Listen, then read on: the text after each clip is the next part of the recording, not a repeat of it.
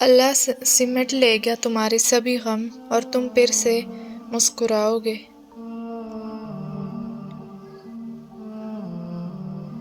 تمہارے طویل سجدے تمہاری زندگی میں آئی آزمائشوں کا دورانیہ مختصر کر دے گا۔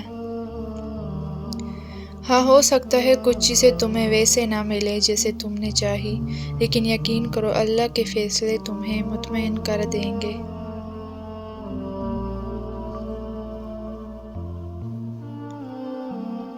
ذرا غور تو کرو، تمہارے اللہ نے تمہارا اس وقت بھی ساتھ دیا ہوگا جب چاروں طرف سے تمہیں تمہاری ہار نظر آ رہی تھی۔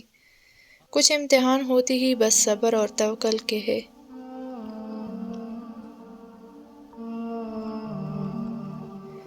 اللہ کی طرف سے کی گئی دیری میں کتنی خیر ہے، یہ تمہیں تب سمجھ آئے گا جب یہ صبر کے سجدے شکر کے سجدے میں بدل جائیں گے۔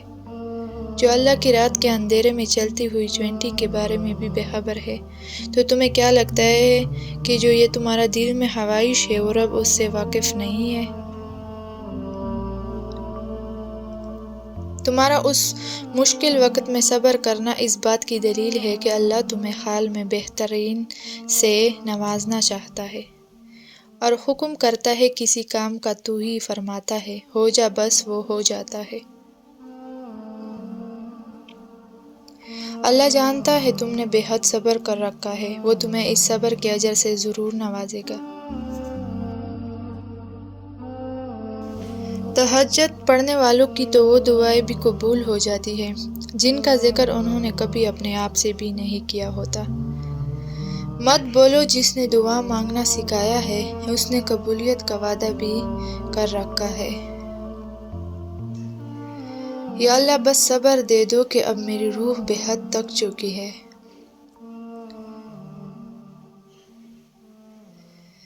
اب وقت زیادہ دور نہیں، بہت جلد کن کے معجزے تمہارا روح کریں گے۔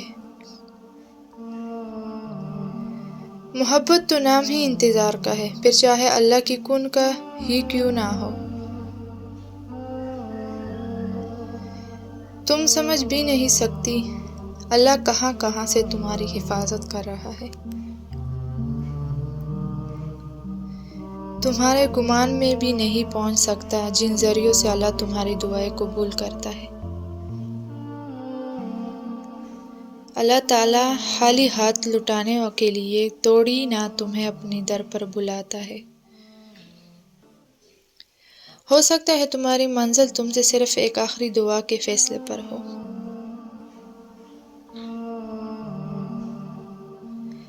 ہے مطلب سے ہی بھری پڑی یہ دنیا، یہ سمجھنے میں تمہیں وقت لگے گا، لیکن تمہارا سچا دوست صرف اللہ ہے۔ تم اپنی منزل کے قریب ہو، گہری رات کے بعد ہی تو روشن سویرا طلوع ہوتا ہے۔ توکل موسیٰ جیسا ہو تو قسمت یوسف کی طرح بدلتی ہے۔ جب دل تک جائے تو جان لو کہ آسمان سے تمہاری مدد کے لیے قبولیت کا کوئی نہ کوئی دروازہ کھلنے لگا ہے۔ رک جاؤ، بہت جھک لیا تم نے اس زمانے کے آگے، اب جھک جاؤ تم صرف رب کے آگے، اور پھر تھام لے گا، نہ گرنے دے گا کبھی تمہیں کسی اور کے آگے۔ اخلاق اور زبان کی میٹھی بول سے انسان کی قیمت بنتی ہے۔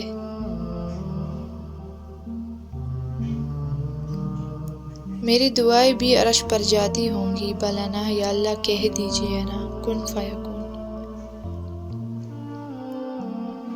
اللہ سے پکی دوستی کے بعد اکثر نمازیں لمبی ہو جاتی ہے۔